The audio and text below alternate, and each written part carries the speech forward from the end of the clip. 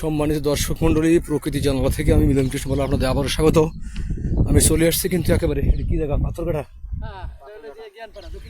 দক্ষিণ জ্ঞানপাড়া, বঙ্গোপসাগরের একদম উপকূলে। দেখেন বেড়ি বাঁধ দেওয়া আছে, প্রায় কত ফিট উচ্চতা হবে, 30-40 ফুট উচ্চতা করে দেওয়া হয়েছে বেড়ি বাঁধ। অর্থাৎ সামুদ্রিক সাইক্লোন, ঘূর্ণিঝড়, জলোচ্ছ্বাস যাতে বেড়ি বাঁধ অতিক্রম করে গ্রামাঞ্চলে প্রবেশ করতে না পারে। দেখেন বঙ্গোপসাগর একদম উপকূলে চলে আসছে। আমি এটি বরগুনা জেলায়, আমি এখন অবস্থান করছি বরগুনা জেলায়, বাংলাদেশের দক্ষিণ অঞ্চলের জেলা বরগুনা। দেখেন বে অফ বেঙ্গল, একদম সমুদ্র, অর্থাৎ বঙ্গোপসাগর। এখানে ওপার কিন্তু দেখতে পাচ্ছি সুন্দরবন, সুন্দরবনের একটা অংশ কিন্তু দেখা যায় ওপার। আমি জুম করে দেখাবো আপনাদের, ওপার কিন্তু সুন্দরবন, আমি জুম করে দেখানোর চেষ্টা করছি। ওই যে ঘন কালো দেখছেন, গাছপালা আচ্ছাদিত, ওটা কিন্তু সুন্দরবন। দর্শক মন্ডলী, আমরা কয়েকজন একটা দল, আমরা এসে পৌঁছেছি বরগুনা, বাংলাদেশের দক্ষিণ অঞ্চলের জেলা বরগুনা। এই জায়গাটার নাম কি বললো, পাথরঘাটার কাছে। এই বেড়িবাঁধে আমি বেড়িবাঁধ দিয়ে হাঁটছি। বেড়িবাঁধে দেখেন নিজে ঘর বাড়ি দেখা যায়, 40 ফিট উচ্চতা অবস্থান করছি, অর্থাৎ ভূমি থেকে। এটা কিন্তু গ্রামাঞ্চল, দেখেন গ্রামাঞ্চলে উপকূলের ঘর বাড়ি। এখন আমি যেখানে আসছি সেখানে কিন্তু বেড়িবাঁধ দেওয়া হয়েছে উপকূলবাসীকে রক্ষা করার জন্য।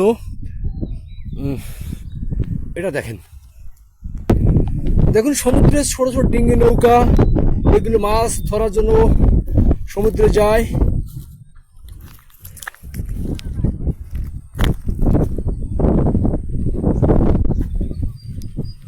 একদম উপকূলে চলে আসছি। এই যে গাছগুলো দেখতে পাচ্ছেন, এইগুলোকে স্থানীয় ভাষায় বলে শৈলা গাছ।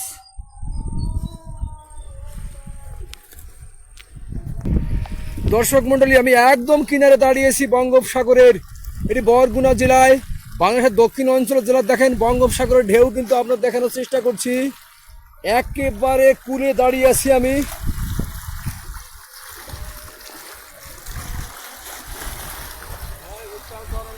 ওপারে আপনারা দেখতে পাচ্ছেন সুন্দরবনের একটি অংশ। অবশ্যই জানেন বাংলাদেশের 5টি জেলায় উপকূলে সুন্দরবন: বরগুনা, পটুয়াখালী, বাগেরহাট, সাতক্ষীরা এবং ভোলা সম্ভবত। দেখেন এই যে দেখেন একদম সুন্দরবন, বঙ্গোপসাগর কিন্তু সুনীল সাগর।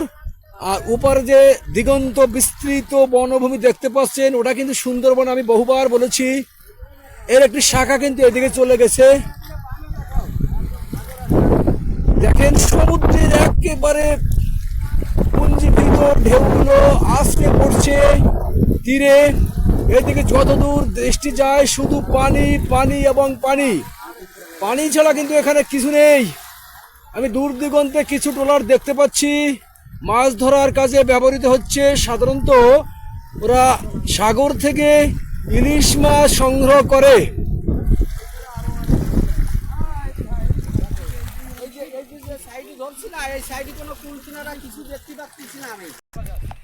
এগুলোকে বলা হয় বাবলা গাছ। অর্থাৎ বেড়ি বাঁধতে এমনভাবে দেওয়া হয়েছে, ঢালু করে দেওয়া হয়েছে, যাতে সাগর থেকে প্রচণ্ড জলোচ্ছ্বাস, ঘূর্ণিঝড় হলে অন্তত উপকূলে মানুষ রক্ষা পায়।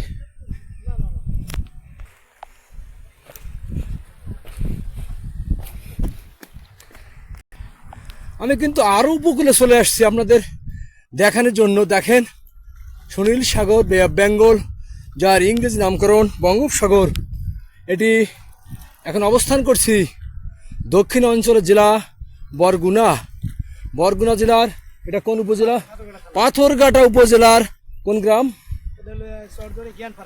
চরদনিয়া জ্ঞানপাড়া গ্রাম। দক্ষিণ জ্ঞানপাড়া গ্রামে আমি অবস্থান করছি, একদম উপকূলে দাঁড়িয়ে। দেখেন ভিডিওটা, আমি কোথায় দাঁড়িয়ে আছি। আমার সঙ্গে স্থানীয় এক ভাই আসছে, উনি আমাদের দেখভাল করে নিয়ে আসছেন কোন পথে গেলে আমরা সাগরে পৌঁছতে পারবো, কোন পথে গেলে তাড়াতাড়ি পৌঁছতে পারবো। সুনীল সাগর আমি ভিডিওতে দেখানোর চেষ্টা করছি। আচ্ছা দাদা, আপনার সাক্ষাৎকার নিয়ে বলেন তো, এখানে কি মাঝে মাঝে সামুদ্রিক ঘূর্ণিঝড় বা জলোচ্ছ্বাস কি আপনাদের এই যে উপকূলে যারা বসবাস করেন আপনাদের কোনো ক্ষতি করে? না, আমাদের তো আগে ক্ষতি হইতো যখন এই বেড়িবাঁধ ছিল না, তখন আমাদের এই এলাকা প্রচুর ক্ষতি হইতো। এই বেড়িবাঁধ করার পরে আমাদের এই অঞ্চলের মানুষ একটু শান্তিতে আছে। বেড়িবাঁধটা কত বছর আগে করা হয়েছে? বেড়িবাঁধ তো আপনার সিডারের পরে আর কি করা হয়েছে। সিডরের পরে? সিডারের পরে। আচ্ছা দাদা বললেন যে বেড়িবাঁধ দেওয়ার আগে কিন্তু এখানে প্রচুর পরিমাণে জলোচ্ছ্বাস ঘূর্ণিঝড় এগুলো হতো, কিন্তু ক্ষয়ক্ষতি হতো, মানুষ মারা যেত। কিন্তু বেড়িবাঁধ দেওয়ার পরে সিডরের মহা দুর্যোগের পরে যখন সরকারের টনক নড়লো, তখন কিন্তু সমগ্র উপকূলবাসীকে বেড়িবাঁধ দেওয়া হয়েছে। আমি দেখেছি, আমি কক্সবাজার ভ্রমণ করেছি, পটুয়াখালী ভ্রমণ করেছি এবং আজকে এসেছি বরগুনা। সমস্ত জায়গায় কিন্তু বিশেষভাবে খেয়াল করছি বেড়িবাঁধগুলো। দেখেন দর্শক, আমি দিগন্ত বিস্তৃত সমুদ্রের ফেনারাশি দেখানোর চেষ্টা করছি। এই দক্ষিণ দিকে ক্যামেরা তোর যতদূর যায় শুধু পানি পানি এবং পানি। আমরা একটা ট্রলার দেখতে পাচ্ছি, মাছ ধরা ট্রলার এদিকে আসছে। এখন জোয়ার আসছে, মোটামুটি জোয়ার আসছে। আমি সেই দৃশ্যটা দেখানোর চেষ্টা করছি। দেখেন আমার সঙ্গে আসছে আমার ভাগ্নে কার্তিক বিশ্বাস, বরগুনার দাদা। আমার নাম যেন কি? শঙ্কর মৃধা।